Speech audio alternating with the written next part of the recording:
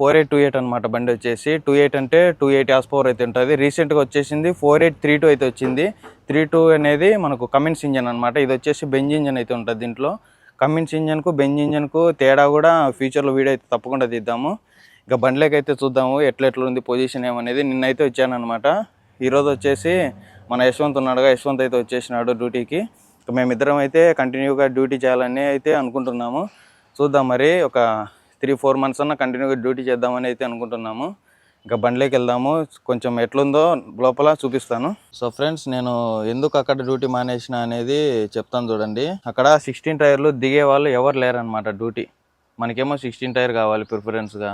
ఏదో కొంచెం హెల్త్ బాగాలేక ఇంటికి వెళ్ళాను అనమాట. ఆ బండి కూడా సరిలేదు అంతగా, నాకేం అనిపించలేదు.